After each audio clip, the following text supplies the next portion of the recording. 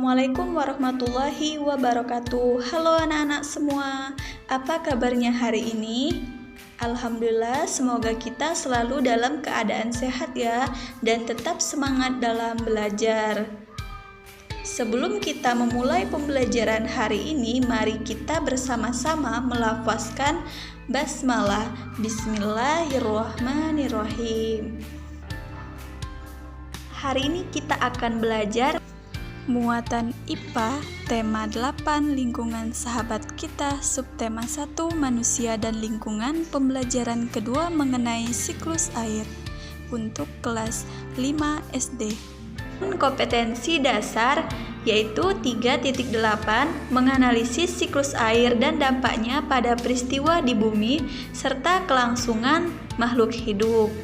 4.8 membuat karya tentang skema siklus air berdasarkan informasi dari berbagai sumber. Untuk indikator pencapaian kompetensi yaitu 3.8.1 menganalisis tahapan-tahapan pada proses siklus air. 4.8.1 melakukan percobaan sederhana mengenai proses siklus air.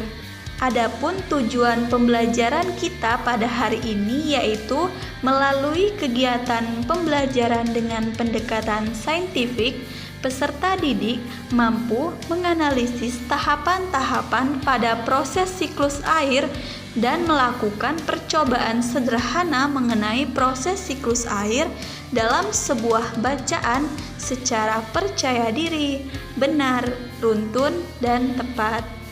Nana, adakah yang tahu kenapa ya air di bumi ini tidak pernah habis? Air selalu tersedia di bumi karena mengalami siklus air. Ada yang tahu apa itu siklus air? Sebelumnya, perlu kalian ketahui bahwa dalam Al-Quran telah membahas tentang siklus air, tepatnya Quran Surat An-Nur ayat 43. Tidakkah engkau melihat bahwa Allah menjadikan awan bergerak dengan kekuasaannya, kemudian mengumpulkannya setelah berserakan di sana-sini. Lalu Allah jadikan saling bertumpang tindih yang satu di atas yang lain. Maka hujan keluar dari celah-celahnya. Nah, anak-anak, ternyata jauh sebelum pengetahuan membahas tentang siklus air sudah Allah firmankan dalam Al-Quran.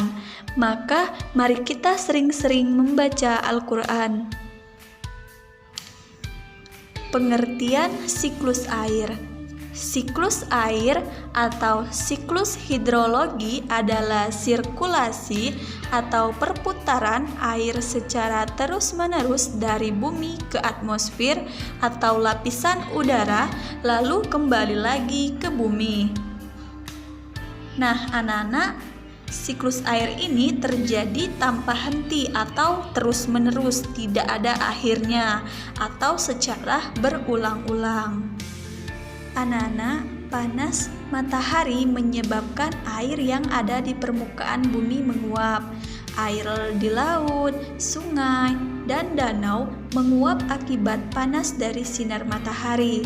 Proses penguapan ini disebut evaporasi. Tumbuhan juga mengeluarkan uap air ke udara. Uap air dari permukaan bumi naik dan berkumpul di udara. Lama-kelamaan, udara tidak dapat lagi menampung uap air. Proses ini disebut dengan presipitasi atau pengendapan.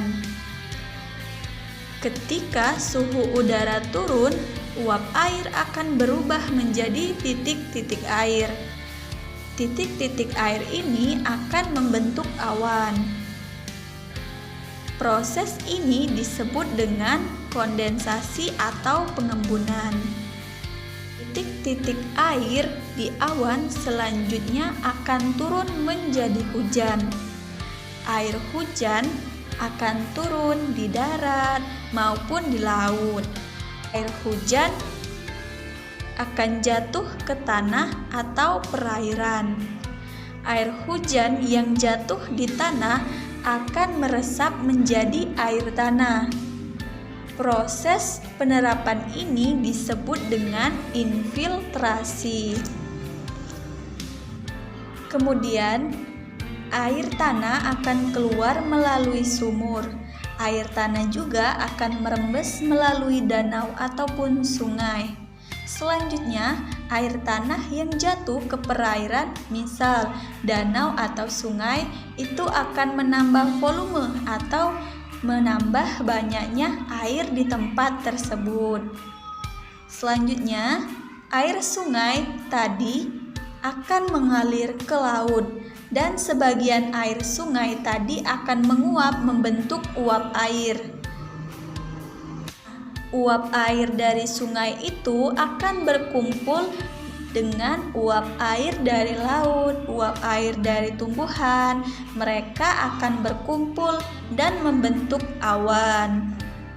Dari siklus air ini kita dapat menyimpulkan bahwa jumlah air yang ada di permukaan bumi ini tidak habis atau tidak berkurang ataupun cenderung tetap. Hanya saja bentuk atau wujud dan tempatnya yang berubah. Air hujan yang mengalir ke sungai, sumur-sumur, dan danau. Tanpa adanya air hujan, siklus air di muka bumi kita tidak akan pernah berjalan. Baik anak-anak, selesai sudah pembelajaran kita hari ini.